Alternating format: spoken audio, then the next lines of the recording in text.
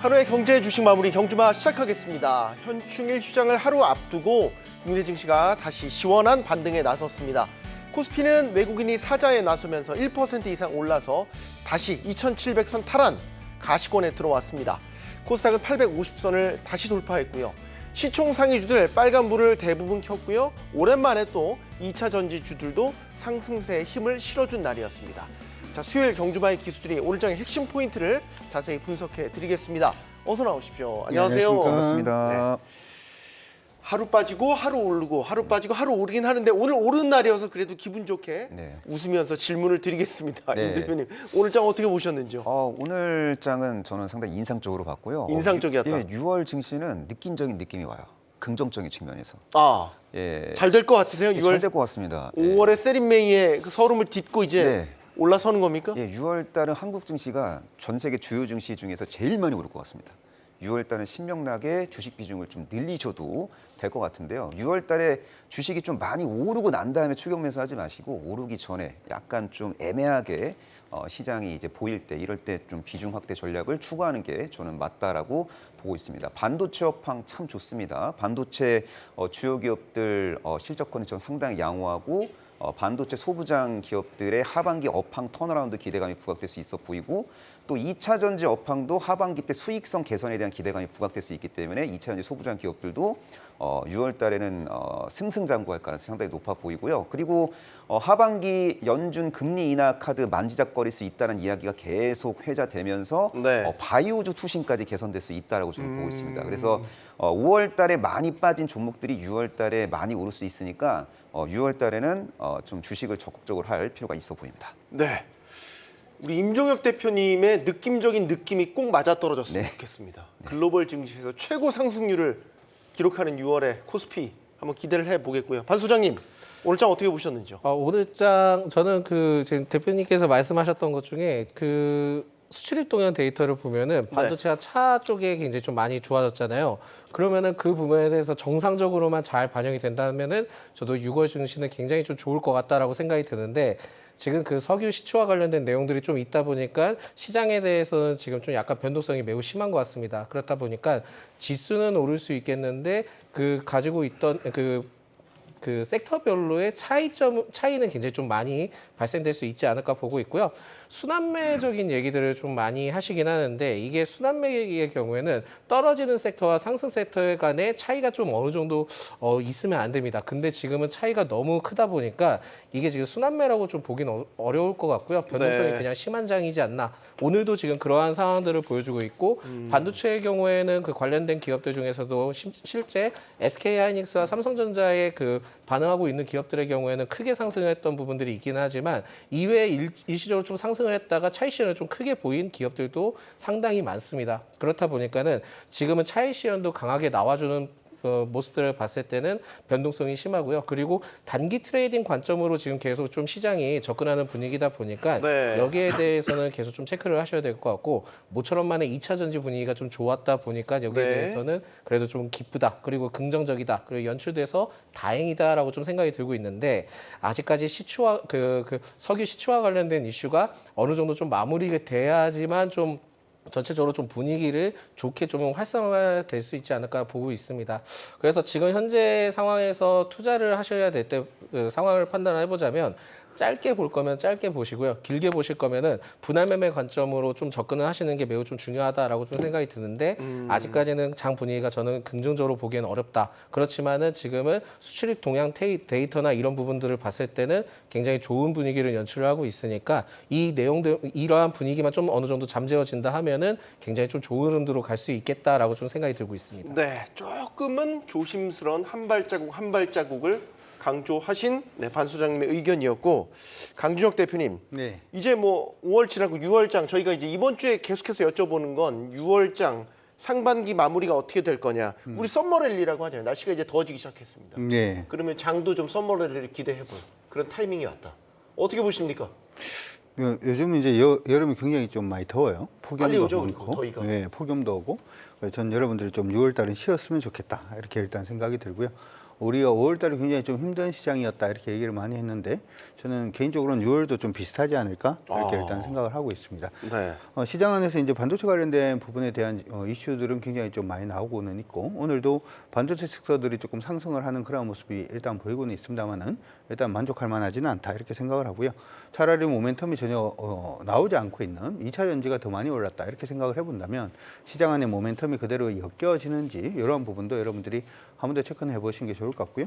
방금 이제 반 소장님께서 이제 소장님께서 말씀을 해주실 때 기본적으로 이제 수출입 동향이라든지 하는 부분이 긍정적이다 이렇게 말씀을 해주셨는데 사실은 이제 지금 중국 경기가 계속 좋아지고 있고 올 하반기에는 중국의 5%대 GDP 성장률을 일단 점할 수 있을 것이다 이렇게 얘기가 나오고 있기 때문에 우리나라 수출입 동향 자체는 계속 좀 긍정적으로 나올 가능성도 높아 보입니다. 특히나 반도체라든지 자동차 부분이 굉장히 좀 긍정적이다 이렇게 말씀들도 하고 있는데 지금 최근 들어서 미국의 지표를 보면 PCE 지표라든지 하는 부분이 좀 부정적으로 나오고 있죠. 네. 소비가 줄어든다면 자동차 판매량 자체도 저는 줄어들 가능성이 높기 때문에 토요타 관련된 반사 이익 자체도 저는 좀 상대적일, 좀 생각보다는 적을 가능성이 높다 이렇게 생각을 합니다. 따라서 네. 시장 안에서는 여러분들이 좀 조심하시면서 접근을 하시는 게 좋을 것 같고 제가 유튜브에서는 시그널을 한번 드리기는 할 것 같긴 합니다만은 주식 비중을 저는 한 50% 정도까지 일단 낮춰서 시장 대응을 하시는 게 6월 달은 바람직하지 않을까 싶습니다.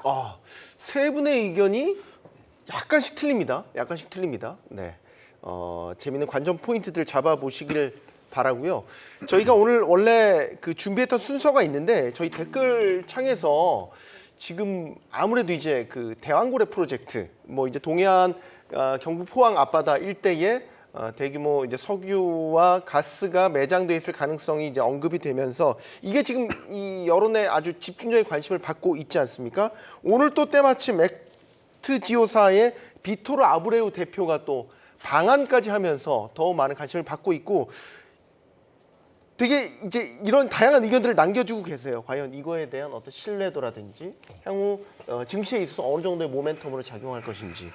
사실 지난 이틀간은 되게 뜨거웠거든요. 아시잖아요. 뭐 석유 프로젝트가 굉장히 뜨거웠는데 계속 질문이 되고 있어서요. 간단하게만 좀 먼저 질문 드릴게요. 어떻게 보셨는지 이 테마가 계속 갈 거라고 보시는지. 계속 갈 것 같아요. 왜냐하면 이게 스토리가 이어집니다. 그러니까 시즌 1, 시즌 2, 시즌 3 스토리가 나올 것으로 기대가 됩니다. 그래서 연말에 이제 시추 프로젝트가 이제 가동이 되고 네. 그 시추에 대한 결과물이 이제 내년에 공개가 되잖아요. 그게 다 일련의 어떤 주요 스토리라고 저는 보고 있고요. 이게 뭐 스토리가 이제 뉴스로 확인이 되고 소멸되는 게 아니라 계속 업데이트된 스토리가 수면 위로 올라올 수 있는 구조이기 때문에 관련 테마주 중에서 옥석 가리기를 저는 해야 된다고 보고 있고요. 다행스럽게도 이 동해 앞바다에 어쩌면 천연가스나 석유가 있을 수도 있지 않을까라는 테마잖아요. 결과론적으로. 네. 어쩌면 혹시나 뭐 성공 확률 뭐 20%라고 보고 있지만 그래서 이쪽 그 관련주 중에서 연결고리가 있는 기업 중에서 생각보다 절대적인 저평가 매력이 있고 또 기업 밸류업 프로그램 관련주도 있고 막 그런 느낌이 있어요. 그래서 네. 여기서 종목만 잘 고르면은 저는 시장을 압도적으로 이기게 될 가능성이 높다라고 저는 보고 있습니다. 스토리가 계속 이어진다라는 부분에 네. 좀 방점을 찍고 보고 계시는 것 같고 판 소장님. 예, 계속 이슈가 될 겁니다. 그래서 저도 상승에 대한 의견은 맞는데 이거를 뭐 100%, 200% 수익 실현을 하기에는 굉장히 좀 쉽지는 않을 것 같고요. 마음이 계속 좀 흔들릴 가능성이 매우 높죠. 그렇기 때문에 여기에 대해서는 저는 가능성, 상승할 수 있는 테마적인 분위기는 계속 좀 연출될 가능성이 있기는 하지만 위험도도 상당히 좀 따라줄 수 있다라는 말씀을 드릴 수 있을 것 같고요. 뭐 확률 20% 되면은 충분히 그 부분에 대해서 당연히 시도는 해볼 만합니다. 그렇지만은 네. 비용적인 부분들이나 시간이나 이게 과연 얼마나 효과가 있을지는 좀 더 지켜봐야 될 것 같고요. 만약에 이 부분에 대해서 나는 그래도 이거를 장기적으로 볼래라고 한다면은 그거를 매수하고 나신 다음에 저는 공인인증서를 없애라라는 말씀을 드리겠습니다. 그렇게 안 하면은 크게 보실 수도 없고요. 마음만 흔들리십니다. 그렇기 때문에 두 가지 전략. 그러니까 짧게 보실 거면 짧게 보시고요. 길게 보실 거면 아예 길게 봐라. 예, 아예 길게 보셔라. 그러니까 공인인증서를 잠시 없애시는 것도 방법이다라는 말씀드립니다. 네. 보고 싶어서 공인인증서 없애기가 쉽지는 않을 것 같은데 지금 중요한 건 이거 아니겠습니까? 테마 관점에서 본다면 만약에 이제라도 막 한번 들어가 볼까라고 고민하시는 분들이 이제 추격 매매가 될 수 있는 거고 추격 매매가 그만큼의 큰 리스크를 안고 있는 거고 이제 임 대표님 이제 스토리가 계속해서 이어질 것이다라고 보는 관점이신 거고 강 대표님께도 의견을 저는 스토리가 없다라고 생각합니다. 스토리가 또 없다. 오늘 두 분이 굉장히 좀 다른 의견들을 상반된 의견을 계속해서 주고 이걸 계십니다. 생각을 한번 해보자고요. 저번에 사우디 왕자, 그 사우디의 왕이 그런 얘기를 한번 했어요. 우리 할아버지는 낙타를 탔다. 나는 벤츠를 탄다. 고급차를 탄다. 네. 내 아들도 고급차를 탈 거다. 근데 내 손자는 아차 잘못하면 다시 낙타를 탄다.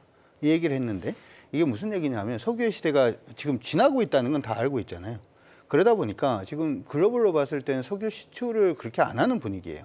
왜냐하면 시추를 하기 시작하면 10년 뒤에 일반적으로 이제 생산할 가능성이 높아지는데 아시다시피 유럽부터 시작을 해서 일부 국가들은 2030년부터 시작해서 이제 자동차라든지 하는 부분에 이제 휘발유라든지 화석연료를 쓰지 않겠다 이렇게 네. 얘기를 했고 대부분의 나라들이 2050년이 지나면 이거 안 하겠다. 석유라든지 하는 부분이 에너지원으로 쓰는 부분을 일단은 쓰지 않겠다라고 지금 얘기를 해놓은 상태이기 때문에 그러면 지금 글로벌로 봤을 때 대부분 나라들이 사우디라든지 이런 국가들이 석유 시추에 열을 올리고 있느냐 이것 때문에 시추에 열을 올리고 있지 않은 거거든요.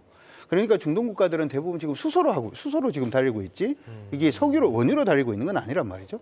근데 우리가 지금 와가지고 이제 우리도 산유국이다 이걸 하기 위해 가지고 지금 석유 시추를 한다. 이거는 어떻게 보면은 역방향으로 저는 가고 있는 게 아닌가 이렇게 생각이 들고요. 네. 20%의 확률로 이게 석유가 나온다라고 하더라도 사실은 그 스토리이기 때문에 저는 이게 지금 우리의 이제 자부감, 우리도 산유국이 될 수 있다라는 자부감에 기대어서 들어가는 뭐 트레이딩 정도 일단 하겠다. 이거는 뭐 가능하다라고 생각을 합니다. 근데 이 종목은 잘못 샀다가는 물리기 시작하면 네. 다음에는 회복하기 힘들 수도 있겠다. 따라서 여러분들이 투자를 하실 때 저는 투자의 관점에서는 아예 그냥 배제를 하시고 그냥 트레이딩으로만 보시는 게 좋을 것 같다. 저는 스토리가 없다 이렇게 생각합니다. 세 분 의견이 이렇게 다 다릅니다. 들어보시고 판단을 잘 해보시길 바라겠고요. 요즘에 증시에서 뭐 섹터별로 테마별로 손바뀜이 계속해서 활발하게 일어나고 있지 않습니까? 오늘 오랜만에 이제 테마는 아니죠. 뭐 테마는 아니겠지만 2차 전지주가 참 주목을 받았던 참 오랜만에 그래도 네. 빨간불이 다 켜져 있더군요, 대부분이. 네. 어떻게 보셨습니까? 오늘 2차 전지주의 흐름. 2차 전지주가 인제 바닥권 탈출 초입이에요. 그래서 추가적인 상승 여력 저는 차고 넘친다고 보고 있고요. 네. 2차 전지 핵심 기업들은 그 악재가 지나치게 과반영돼 있고 그리고 내년도에 이제 부각 가능한 호재가 덜 반영되어 있기 때문에 생각보다 기대 수익률이 매우 높다라고 저는 보고 있습니다. 특히 양극재 업황이 지금 턴어라운드 하는 그런 시그널이 나오고 있습니다. 최근 양극재 수출 가격이 소폭 상승했어요. 뭐 대폭 상승은 아니지만 그래도 네. 바닥권은 양극재 수출 가격의 바닥은 확인했다라고 보시면 될 것 같습니다. 양극재 가격은요 리튬하고 니켈 같은 핵심 광물 가격에 연동이 되는데 리튬하고 니켈 가격이 바닥권 탈출에 지금 성공한 상태고요. 그리고 저점이 은밀하게 올라가면서 상승 초입형 파동을 지금 만들어주고 있고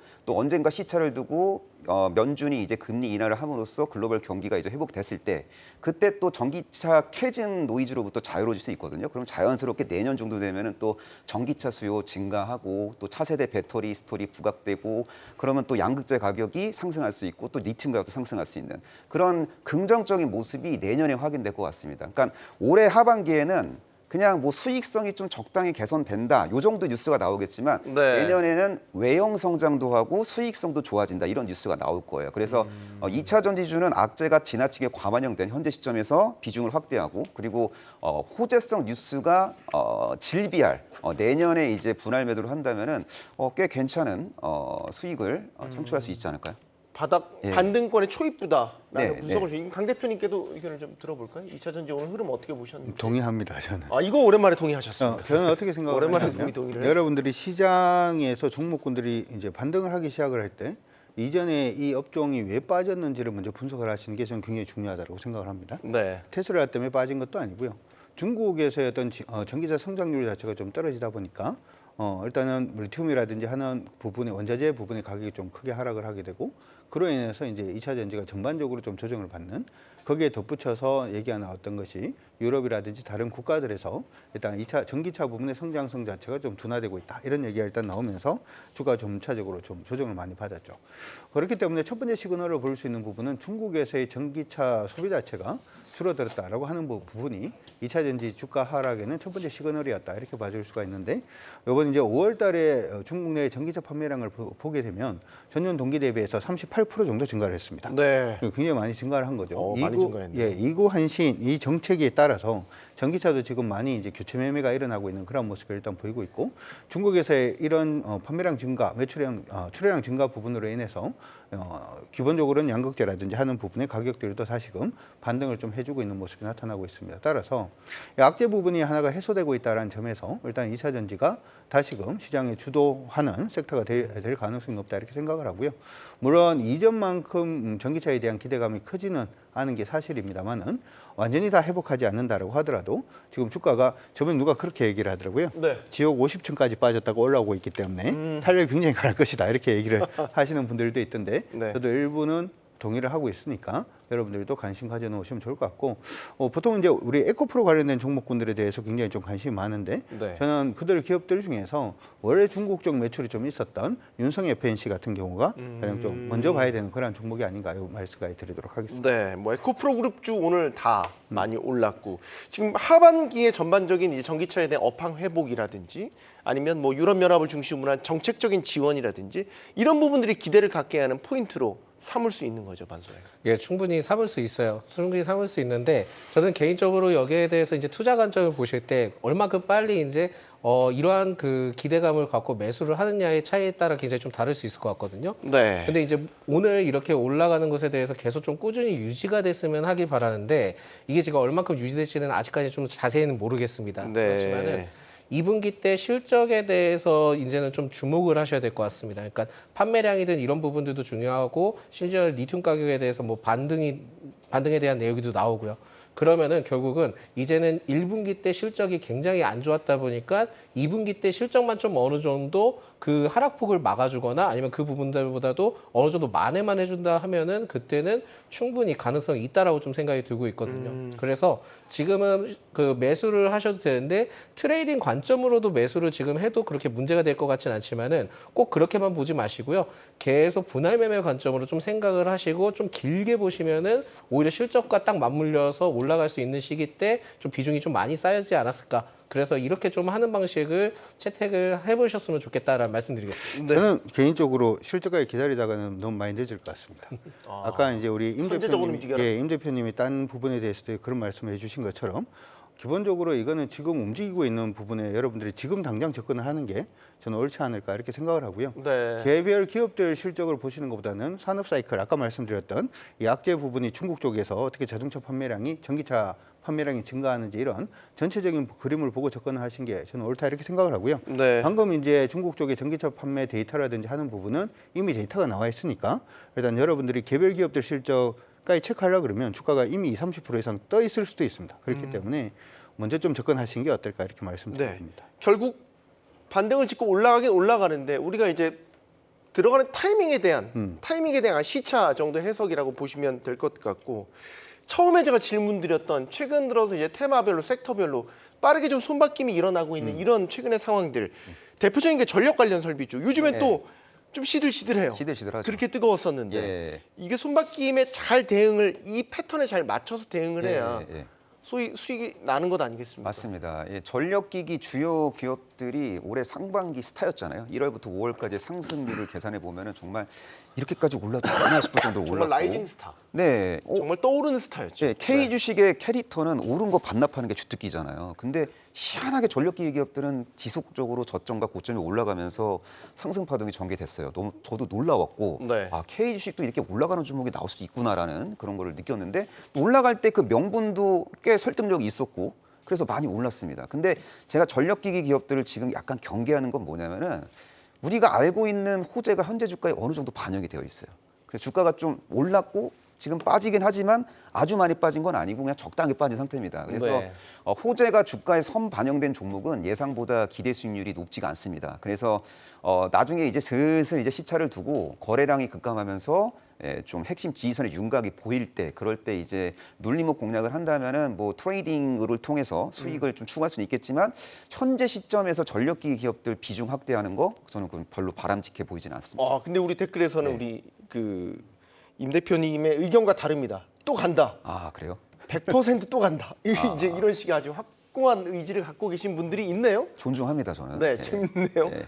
어떻게 봐야 되겠습니까? 저도- 전력 관련주 뭐 설명을 드렸지만. 저도 유튜브에서 그냥 댓글만 적는다면 얼굴 방송이 안 나오면 그렇게 하고자 하는 기대감은 일단 가지고 있는데 저는 주식에서 가장 큰 악재라고 하는 건 기본적으로 많이 오른 거죠.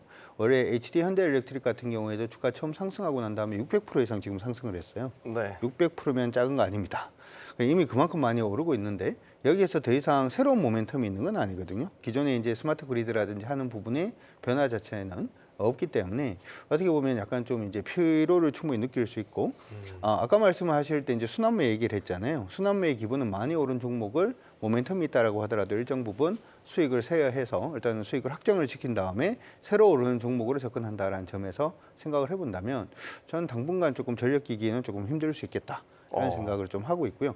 오늘 이제 대표적으로 우리가 비교할 수 있는 업종이 있는 것 같아요. 뭡니까? 오전부터 시작을 해서 가치 조정을 받았는 게 전력기구도 조정을 받았고 화장품도 가치 조정을 받았거든요. 토니모리라든지. 네. 근데 오후장 들어서 보면은 전력기기는 못 돌아섰는데 화장품은 돌아섰어요. 이게 어떻게 보면 힘이 있냐 힘이 없냐 지금 시장에서 더 많이 밀릴 것이냐 밀리지 않을 것이냐가 시장 후장에 보통은 그 오후장에 힘이 있느냐 없느냐인데 오늘은 전력기기가 생각보다 힘이 없었습니다. 따라서 예상보다 전력기기는 저는 눌림이 조금 더 커질 수 있다 이렇게 생각을 하고 있고 네. 수기로 접근하는 부분도 밀린다라고 해서 단순히 접근할 건 아니다 이렇게 생각을 하고 있습니다. 근거들도 근데 제시를 해주고 네. 계세요. 그러니까 네. 관 선생님, 전력기기, 전력 관련된 인프라, 부품이라든지 이런 게 쇼티지가 몇 년을 간다라고 보는 거죠. 네. 그러면은 이제 더 갈 수 있다라고 보는 근거들로 이런 것들을 이제 보고 계시는 것 같아요.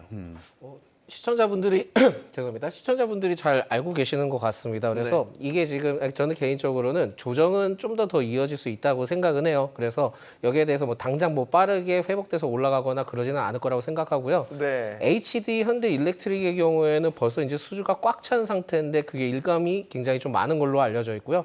나머지 기업들도 지금은 수주가 굉장히 좀 상당하다. 그러면은 이게 지금 재무적으로 반영될 때 빠르게 반영될 수 있느냐 또 그것도 아닙니다. 그렇기 때문에 일시적으로 좀 어느 정도 조정이 나온 다음에 어느 정도의 분위기를 다시 잡고 올라갈 가능성이 매우 높지 않을까라고 좀 생각이 들고 있고요. 이게 지금 뭐 오늘의 경우에는 이제 전력 설비 뭐 그 대표님께서도 말씀하셨지만은 전력 설비뿐만이 아닙니다. 원전은 원전대로 떨어졌고요. 심지어 태양광은 석유 얘기 나오면서 떨어졌습니다. 그만큼 지금은 기존에 부각받았던 것들이 많이 떨어졌는데 여기서 좀 생각하셔야 될 게 뭐냐면 그럼 이게 끝났느냐? 저는 끝났다고 생각하지 않고요. 그 AI 그 전력 수요 기대감이 결국 우리나라에서 나온 건 아니거든요. 해외 쪽에서 나왔기 때문에 언제든지 다시 부각될 가능성이 매우 높습니다.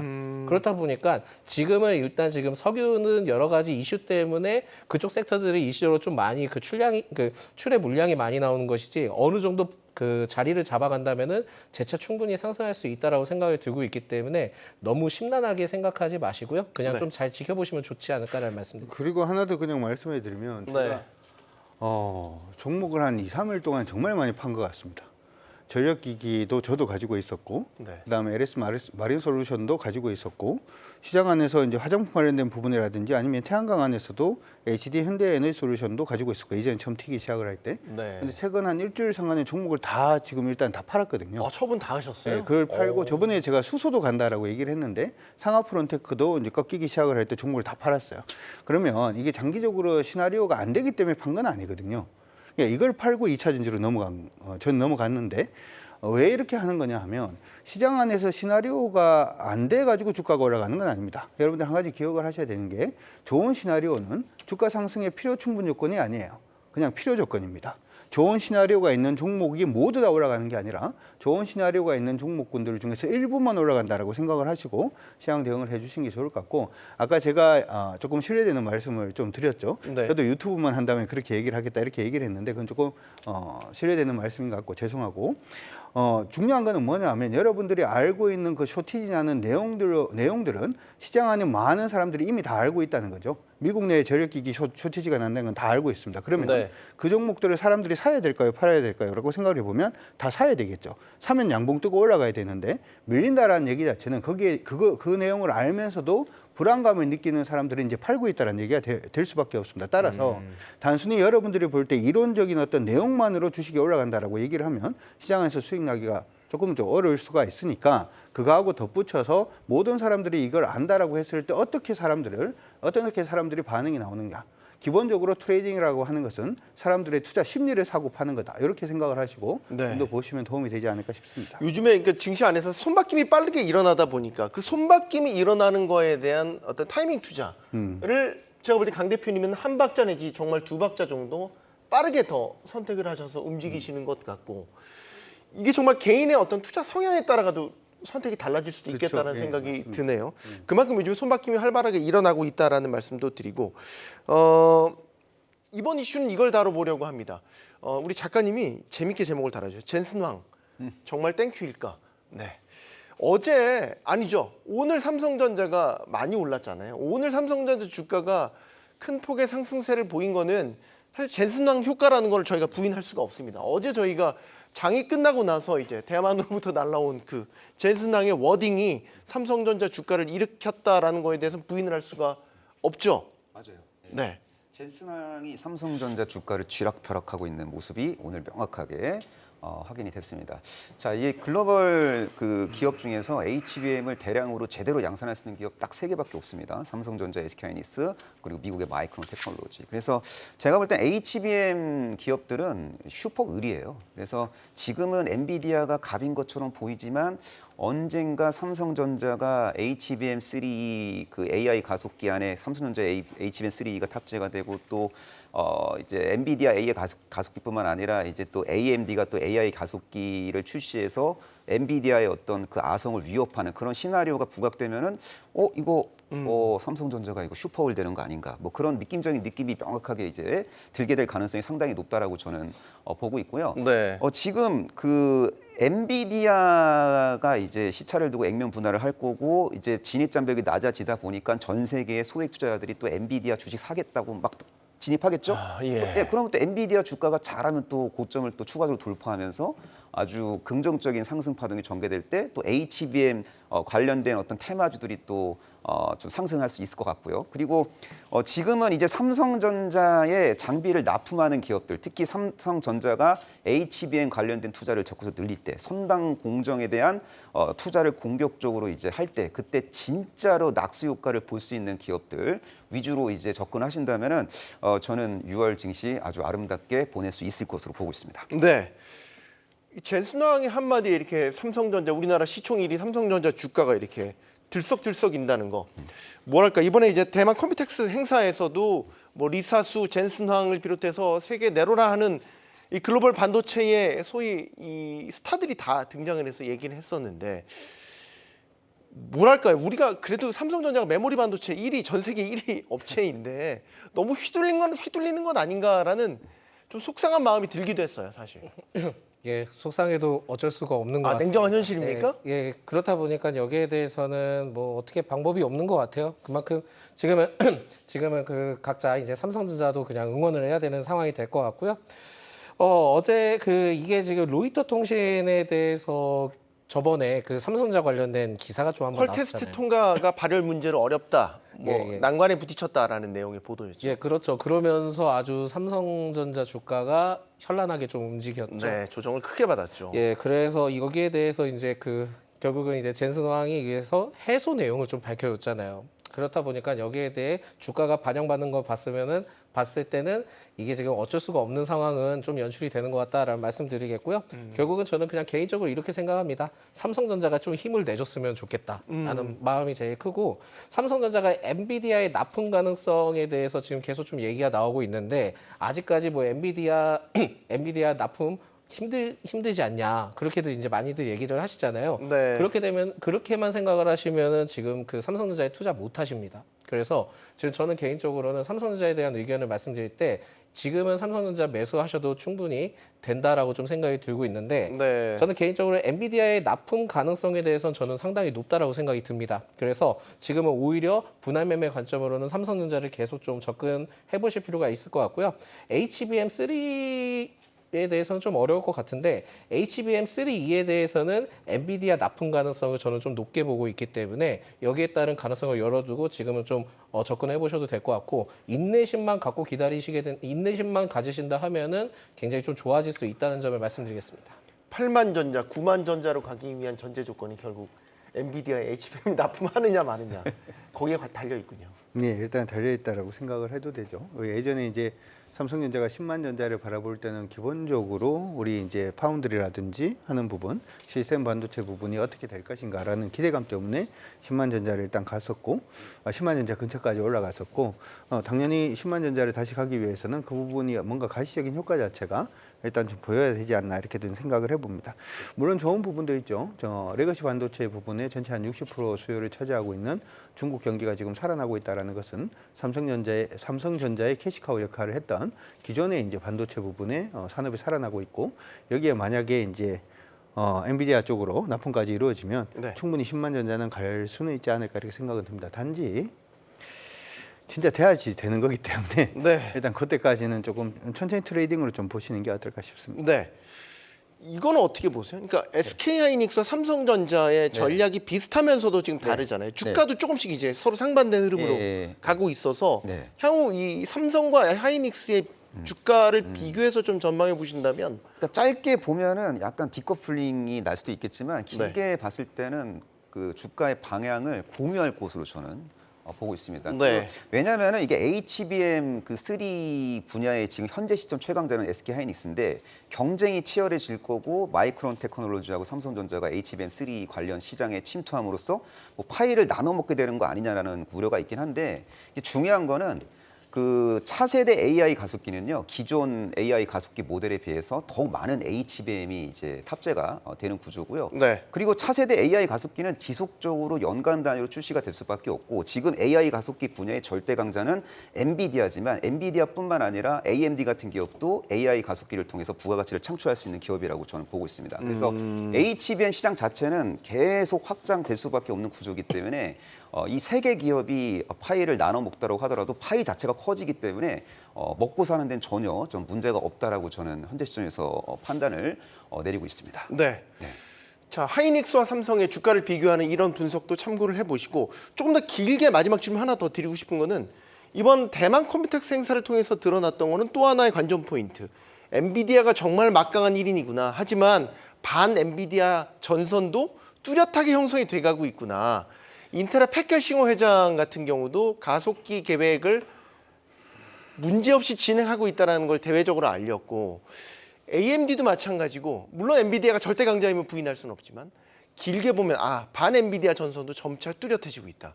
이런 흐름들은 어떻게 봐야 되겠습니까? 거기에 대해서 엔비디아에 대해서 굉장히 그 경쟁 구도가 생긴다 이렇게 말씀하시는 거잖아요. 네.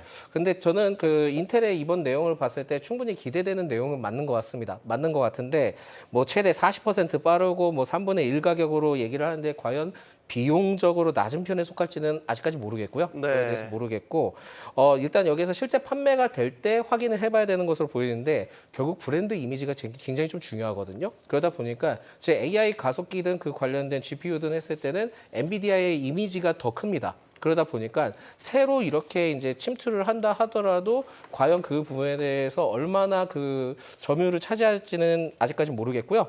그리고 이제 엔비디아 쪽에서 계속 해왔던 거잖아요. 해왔던 거다 보니까 AES 등 그리고 오류 등을 굉장히 좀 많이 그 해결을 했을 겁니다. 네. 그렇다 보니까 이러한 신뢰도든 그런 부분들을 분위기를 봤을 때는 엔비디아가 계속 좀 우위가 될 것으로 판단이 되고 있기 때문에 경쟁 업체들이 잘 치고 올라온다 하더라도 일단 지금 현재 상황에서는 한계성이 매우 높지 않을까라고 보고 있고 그렇다 하더라도 경쟁 업체들이 좀 치고 들어와야 엔비디아도 더 발전할 수 있거든요. 네. 그렇다 보니까는 여기에 대해서는 뭐 경쟁 업체들이 쉽지는 않겠지만 엔비디아에 좀 더 우월할 것으로 판단이 되는데 아까 이제 뭐 SK 하이닉스와 삼성전자를 또 좀 더 말씀을 드리자 한다면 SK 하이닉스는 지금 엔비디아 연합에 속해 있고요. 삼성전자는 네이버, AMD 등을 통해서 뭐 진행을 하고 있긴 하지만 삼성전자는 엔비디아에 납품만 된다 하면 아까도 말씀드렸지만 분위기는 굉장히 좋아질 수 있습니다. 좋아질 수 있는데 여기에서 지금 삼성전자가 그 엔비디아 납품에 대해 좀 차질을 빚을 것으로 생각을 해서 그 네이버와 그 마원을 개발을 하는 것으로 알려져 있거든요. 네. 근데 이 마원의 경우에는 결국은 HBM을 좀 만회하기 위해서 삼성전자가 좀 승부수를 던진 것으로 좀 알려져 있습니다. 네. 근데 최근에 이제 노이즈가 좀 있었던 것으로 알려지지만은 협력 관계는 별 문제가 없다라고 좀 언급이 되고 있다 보니까 여기에서 만약에 삼성전자가 엔비디아 납품이 되기 시작하면은 오히려 SK 하이닉스 쪽의 주가가 하락이 나올 가능성이 높을 거고요. 삼성이 더 높은 높아질 수 있는 가능성이 나올 가능성이 높습니다. 그래서 디커플링 현상이 발생될 수 있을 것 같고 게다가 삼성전자가 만약에 마1까지 탄력을 붙게 만약에 성공해서 탄력까지 붙게 된다 한다면은 오히려 삼성전자 주가가 더 많이 올라갈 수 있다는 점도 체크를 하셔야 될 것 같습니다. 네. 참 AI 모멘텀이 강력합니다. 여러 가지 이제 이슈들도 만들어내고 있고 주식시장에서 테마라든지 섹터들을 만들어내고 있기 때문이죠. 이 질문을 드려보고 싶어요. AI 뭐 물론 엔비디아가 지금 선두에서 치고 나가고 있지만 여러 낙수 효과들에 대해서 어떻게 생각하세요? 그러니까 AI가 만들어낸 뭐 최근에 이제 오늘 사이버 보안 이야기도 나왔었고 뭐 전력 관련 인프라주도 결국 AI 데이터 센터가 많이 지어짐으로써 전력 수요가 늘어난다라는 것 때문에 만들어진 섹터 아닙니까? 이런 식의 낙수 효과들이 계속된다라고 볼 수 있겠습니까? 낙수 효과는 장난이 아니겠죠.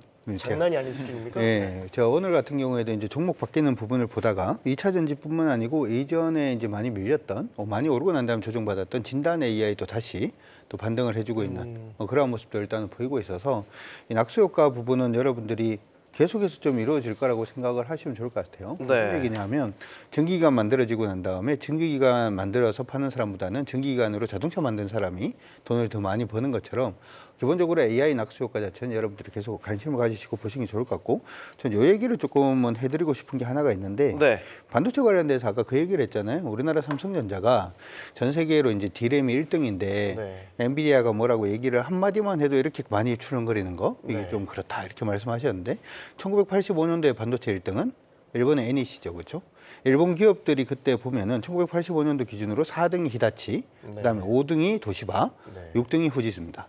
그러니까 전부 다 일본 기업이 반도체 1등 하다가 아시다시피 반도체 미일 협정 이루고 난 다음에 다 뺏긴 거잖아요.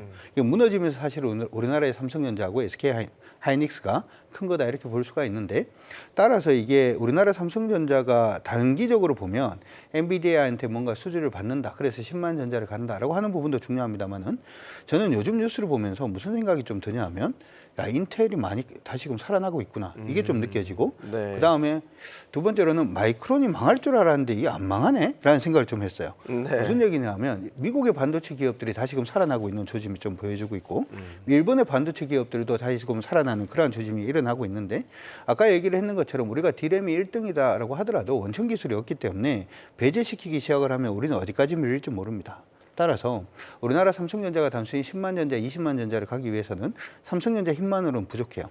정부가 일단 나서주는 부분도 굉장히 좀 필요하다라는 것도 여러분들이 같이 생각을 하시고 아까 제가 왜 그 말씀을 드렸냐면 삼성전자가 1등이라고 하더라도 1985년도에는 NEC가 반도체 1등이었던 것들처럼 순위는 바뀔 수 있습니다. 그래서 정부에서 어느 정도 삼성전자라든지 우리나라 반도체 기업들을 잘 밀 수 있는지도 같이 체크를 하시는 게 더 중요하지 않을까 이렇게 생각이 들어서 네. 말씀드려봅니다. 자존심은 자존심이죠. 손 내밀면 적극적으로 잡고 확 끌어 당겨야죠. 뭐 그렇죠. 당연한 건데 같은 질문을 우리 임 대표님께도 좀 낙수 효과에 대한 질문을 좀 드리고 싶은데. 네, AI 혁명은 현재 진행형입니다. 그래서 AI 혁명 속에서 낙수 효과를 진짜로 볼 수 있는 기업을 잘 챙겨 보셔야 되는데 예를 들어서 삼성전자가 지금 자존심이 많이 상했어요. 뭐 HBM 쪽에서는 뭐 지금 사실상 패스트 팔로우 그 이상도 이하도 아니거든요. 퍼스트 네. 무버는 SK 하이닉스가 틀림없는 사실인 것 같습니다. 그래서 삼성전자가 유동성이 나름대로 꽤 풍부한 편이거든요. 현금이 많습니다. 그래서 어차피 HBM은 제가 볼 때 HBM을 비롯한 첨단 반도체는요 쩐의 전쟁이에요. 근데 쩐이 많은 기업이 바로 삼성전자이기 때문에 HBM 3, 2까지는 삼성전자가 SK하이닉스한테 밀릴 수는 있지만 HBM4 시대가 본격적으로 도래되면은 어쩌면 삼성전자가 세계 1등을 먹을 수도 있지 않을까라고 저는 조심스럽게 예상을 하고 있습니다. 삼성전자가 HBM 관련된 투자를 적극적으로 전개할 때 진짜로 수혜를 볼 수 있는 기업은 어떤 기업들이 있냐면은 HBM은요 수율이 낮아요. 이 수율 노이즈를 극복시킬 수 있는, 그러니까 수율을 올리는데 기여할 수 있는 차세대 장비를 납품하는 기업 중에서 경쟁 상대가 등장하기 어려운 아주 차별화된 원천 기술을 보유하고 있는 기업들 있죠. 그런 기업들 리스트를 뽑아낸 다음에 그 기업들의 주가가 많이 빠졌을 때 사부작 비중을 확대하다 보면은 큰 수익을 얻게 될 가능성이 높다라고 보고 있습니다. 네. 잘 들으셨죠? 여러 이야기들 저희가 드렸습니다. 한번 퍼즐을 맞춰보는 그런 과정으로 좀 생각해 보시고 많은 고민을 해 보시기 바랍니다. 오랜만에 이슈도 한번 짚어볼까요? 요즘에 그 해상 물류 대란이다 이런 이야기가 많이 나오고 있습니다. 뭐 예멘 후티 반군이 이제 홍해를 지나가는 선박을 공격을 하니까 그걸 피해서 우회로로 이제 크게 돌아가니까 해상 운입이 1,000원 들 게 2,000원이 들고 뭐 이런 가운데 전반적인 물동량도 늘어나게 되고 이러면서 요즘에 해운주가 좀 상대적으로 좀 도드라지게 주목을 받고 있거든요. 어떻게 보십니까 지금 상황? 아까 이제 말씀하셨던 그 요인으로는 해운주가 가기가 어렵습니다. 그럼 뭡니까? 왜냐하면 네. 기본적으로 우리가 이제 지금 이제 그 수에즈 운하를 통해 가지고 진행하는 그런 부분으로 생각을 해보면 이게 아프리카를 전체로 도는 거하고 이쪽으로 바로 가는 거하고는 한 3주 정도 시간이 차이가 나거든요. 네. 근데 운임이 오르고 3주 뒤에 배가 들어가는 거 하고 운임이 안 오르고 그냥 들어가는 거 이렇게 생각을 좀 해봐야 되기 때문에 실질적으로 배가 한번 운행했을 때 운행 일수가 증가를 해버리면 운행하는 자금 자체가 증가를 한다라고 하더라도 이게 또이또이가 될 수가 있다는 거죠. 그렇기 때문에 이전에 이제 우리가 뉴욕항이 막힐 때도 사실 운임이 좀 많이 올랐습니다만은 네. 그때도 해운주들의 주가는 움직이지는 않았거든요. 그래서 지금 해운주를 보는 시각 자체는 저는 그 부분을 보기보다는 아까 말씀드렸던 중국의 물동량 자체가 증가할 수 있느냐라고 네. 하는 부분. 중국이 최근 들어서 이제 주택 경기라든지 하는 부분이 여전히 조금 부진합니다만은 하반기로 가면 갈수록 기본적으로는 소비라든지 하는 부분을 촉진시킬 가능성. 그리고 이번에도 이제 얘기가 나왔습니다만은 인프라 부분에 대한 얘기가 있죠. 중국이 이제 전 세계 4대 철강석 한지거든요. 근데 얘들은 지금 환경오염 때문에 석탄하고 철강석을 캐지를 않고 있어요. 네. 대부분 호주라든지 캐나다 이런 데서 가지고 오는데 그럼 당연히 벌크에 실어서 올 수밖에 없고 벌크선 운임 자체가 그로 인해서 올라가고 있다 이렇게 생각을 하시면 좋을 것 같고요. 컨테이너 운임도 역시 마찬가지입니다. 소비재라든지 하는 부분이 중국 쪽으로 들어간다든지 아니면은 나간다든지 하는 부분들 때문에 컨테이너 운임 지수가 지금 오르고 있다 이렇게 생각을 하시면 좋을 것 같고요.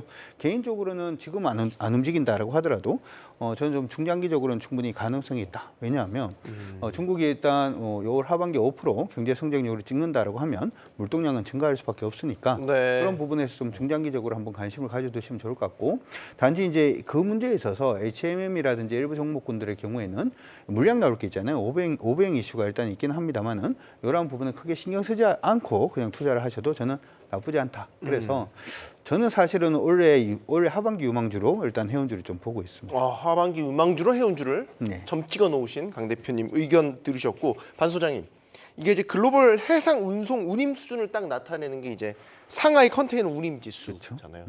이게 3,000포인트를 돌파했는데 이게 코로나19 이전 수준으로 회복을 한 거라고 그러더라고요. 예, 저도 깜짝 놀랐습니다. 1분기 때 이렇게 많이 오를 줄 몰랐고요. 원래 1분기 때는 이제 전통적인 비수기잖아요. 그렇죠. 근데 비수기인데 이렇게 많이 올랐던 것을 볼 수 있을까 모르겠고요. 그리고 2분기 때도 흐름들을 좀 더 이어갈 것 같고 또 여기에 대해서 지금 2분기잖아요. 2분기 거의 막바지에 들어가고 있는데 지금 이러한 흐름들을 봤을 때는 3분기 때 본격적으로 성수기가 돌입되는 시점을 봤을 때 계속 좀 더 올라갈 수 있다라고 좀 생각이 들고 있습니다. 그래서 지금 아까 그 강준혁 대표님이 말씀하셨던 하반기까지 이제 보실 필요가 있다라고 얘기하셨는데 네. 저도 그 내용에 대해서는 굉장히 좀 동의합니다. 예. 다만 지금 오늘 시장에 대해서 이렇게 좀 최근에 부각이 약간 좀 아쉬운 부분들이 있다는 거는 테마적인 이슈가 계속 좀 부각되면서 좀 증시를 흔들어놔서 그런 거지 실제 이러한 흐름들을 봤을 때는 그렇게 나쁜 건 아니거든요. 그래서 해운주의 경우에도 저도 이제 뭐 강의를 좀 진행을 하고 있긴 한데 네. 2달 전부터 해운주에 대한 리포트나 이런 걸 봤을 때 이거는 좀 장기적으로 매수를 하셔도 돼요라고 얘기를 드렸었거든요. 왜냐하면은 스케줄이 너무 맞아떨어지는 거예요. 그러니까 컨테이너 지수가 상하이 컨테이너 그 운임 지수가 올라가는 것도 올라가는 건데 3분기 때 성수기까지 이제 돌입을 하게 되면 스케줄적으로 딱 맞는 거죠. 그렇다 보니까 지금은 이러한 흐름들이 지속될 가능성이 매우 높고 2분기 때 실적도 그렇게 나쁘진 않을 것 같습니다. 그렇게 되면은 해운주는 계속 좀 보셔도 될 것 같고요. 아까 HMM에 대해서도 이제 얘기를 해주셨지만 결국 이제 연구체 관련된 문제들도 있고 그게 매물 압박을 좀 보여줬던 것 같고 아마 저번 달에 일시적으로 좀 급락을 했을 때 리포트적으로 약간 부정적인 리포트가 나왔다가 최근에 그 해당 증권사가 또 긍정적인 리포트를 냈습니다. 네. 그렇기 때문에 이러한 흐름들을 봤을 때는 전혀 그 리포트에 대해서 흔들리실 필요는 없을 것 같고 HMM에 대해서는 뭐 인수 결렬된 문제가 있기는 한데 이렇게 생각을 해보셔야 됩니다. 그렇게 어떻게 보면은 인수와 관련된 내용들이 나오고 이러한 그 M&A 관련된 그 이슈가 나왔다 해서 결렬됐다고 해가지고 그게 끝나진 않습니다. 추후에도 또 인수와 관련된 내용들이 계속 나올 가능성도 매우 높다라고 생각을 생각하시면 좋을 것 같고요. 그래서 HMM의 경우에는 저는 그렇게 크게 문제가 없다라고 생각하고 있고요. 추가적으로 뭐 다른 해운주의 경우에도 지금 접근해도 그렇게 나쁘진 않은 것 같다. 그래서 해운주의 경우에는 좀 장기적으로 보시면서 접근을 하셔도 될 것 같습니다. 알겠습니다. 오늘 저희가 다뤄볼 마지막 주제로 이제 넘어가 보도록 하겠습니다. 일본 세계 1위 자동차 업체 일본 도요타가 요즘에 시끄럽죠? 왜 시끄럽나 봤더니 사흘 전에 그 인증 사기 문제가 불거졌고요. 결국 토요타 회장까지 나와서 사과를 했지 않습니까? 세계 1위 도요타 하면 사실 안전성, 네. 품질의 상징처럼 여겨졌는데 인증을 받는 걸 사기를 쳤다. 아, 정말 충격적이에요. 타격이 좀 있을 것 같아요. 브랜드 로얄티가 좀 훼손될 가능성이 어느 정도 있다라고 보는 게 맞고요. 이렇게 네. 될 경우 이제 반사이익을 얻게 되는 경우는 바로 현대차하고 기아라고 보시면 될 것 같습니다. 지금 전기차 캐즘 이슈 속에서 하이브리드카 판매량이 전년 동기 대비 급증하는 그런 추세가 지금 확인이 되고 있고요. 하이브리드카가 당분간은 아주 많이 팔릴 것으로 예상하는 게 현재처럼 맞습니다. 근데 하이브리드카 분야의 글로벌 최강자가 도요타거든요. 도요타 브랜드 이미지가 살짝 훼손되면은 하이브리드카 시장 내에서 현대차의 판매량이 예상치를 상회할 수도 있지 않을까 이렇게 보시면 될 것 같습니다. 현대차는 뭐 내연기관차, 하이브리드카, 전기차 준비 참 착실하게 잘 하고 있고 또 미국 전기차 전용 공장이 본격적으로 램프업이 되고 가동이 될 때쯤 되면은 그때쯤 되면은 또 전기차 업황이 나름대로 이제 낭만적으로 이제 전개되는 시점일 것으로 좀 보고 있거든요. 그래서 지금 현대차하고 기아는 좀 하늘이 돋고 있는 것 같습니다. 그래서 현대차 그리고 기아 그리고 이 기업과 성장 이슈를 공유할 수 있는 일부 자동차 부품주들에 대한 관심은 계속돼야 된다고 저는 보고 있습니다. 현대차, 기아는 지금 하늘이 돋고 있다. 네. 뭐 좋은 표현인데 실적도 이제 지난달 판매 실적도 굉장히 잘 나왔고 밸류업의 또 수혜주로도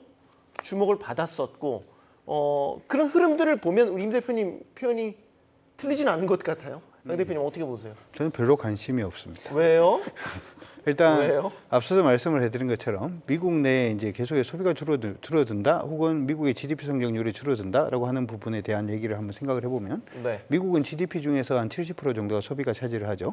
이 GDP가 줄어든다는 얘기 자체는 미국의 소비가 줄어든다라는 얘기가 될 거고, 그러면 가장 대표적으로 일단은 자동차가 될 가능성이 전 높다 이렇게 생각을 합니다. 따라서 도요타의 효과 자체를 현대차라든지 기아가 가지고 올 수는 있지만 이게 굉장히 막 아름다울 정도의 판매 성장률 자체를 보여줄 가능성에 대해서는 저는 일단 세모를 치고 네. 일단 보고 있고, X는 아니고 세모. 예, 일단 네. 저는 항상 X를 치지는 않습니다. 우리는 하긴 X 항상 하기 보기는 쉽지 않죠. 예, 항상 보기는 해야 되기 때문에 그런 부분이 일단은 있기 때문에 저는 이게 주가가 지금, 그리고 밸류업 얘기를 말씀하셨는데 밸류업 관련해 가지고 주가가 이미 저는 반영이 되어 있다 이렇게 생각을 하고 있어서 네. 저는 일단은 그쪽 보기보다는 아까 이제 우리 해상 얘기를 하다가 갑자기 생각난 게 있는데, 아까 그 얘기했잖아요. 실적으로 종목이 가는 게 아니다 이런 얘기를 했는데 네. 나중에 여러분들 시간 나시면 진에어 실적을 진에어 상장할 때부터 지금까지 한번 보세요.